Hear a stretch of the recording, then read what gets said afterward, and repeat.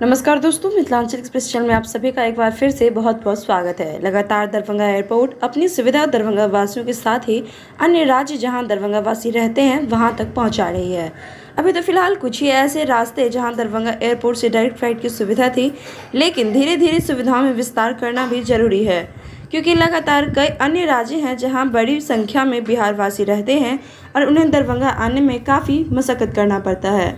अब हम बात करें तो लगातार कमेंट बॉक्स में और दरभंगा एयरपोर्ट के ट्विटर हैंडल पर उन राज्यों के लोग मैसेज करते हैं कि दरभंगा एयरपोर्ट की डायरेक्ट फ्लाइट की सुविधा यहां से भी हो, जिसमें रांची एवं कोलकाता कई जगह से सुविधा की मांग उठाई जा रही है। वहीं आपको बता दें, दरभंगा, बनारस, रायपुर व भुवनेश्वर के लिए हवाई सेवा की मांग और इसके साथ ही उन्होंने दरभंगा, बनारस, रायपुर, भुवनेश्वर के लिए हवाई सेवा पर विचार करने की बात कही है।